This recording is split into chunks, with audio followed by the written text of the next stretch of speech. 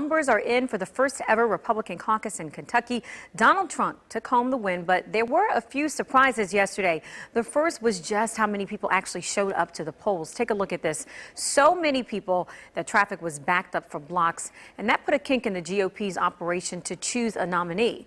We'll have much more on that later on. But first, as we said, Donald Trump took the win with Ted Cruz coming in second. But it was a very, very close race there and well within the margin of error. Trump taking 35.9% to Cruz's 31.5%.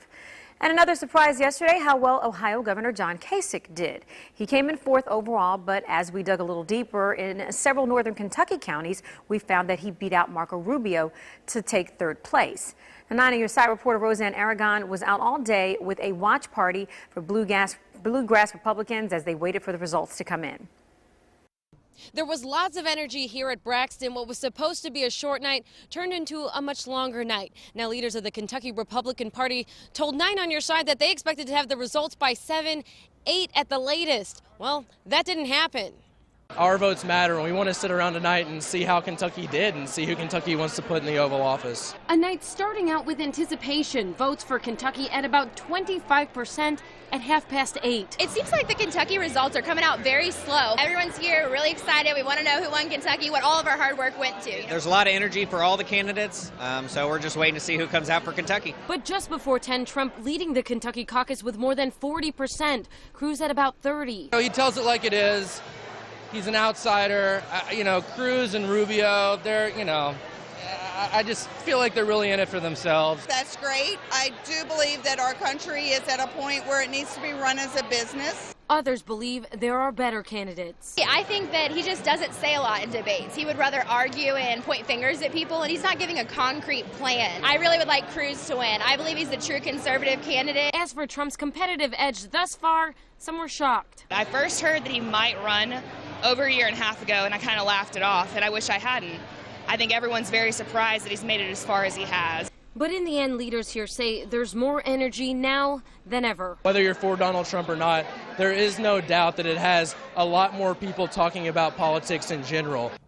Now, leaders of the young Republicans here tell me their goal is to support whoever the candidate is and continue that momentum through November. Reporting Roseanne Aragon, 9 on your side. All right, thanks, Roseanne. So here's the breakdown. Every county went to either Ted Cruz or Donald Trump, something that WCPO.com's political and government reporter Amanda Seitz says a lot of people actually saw coming. I think it's no surprise that we saw it shape up to be a showdown between Donald Trump and Ted Cruz. Trump kind of appeals to the people that voted for Matt Bevin this past November. So he is a political outsider. He hasn't been in government for a very long time.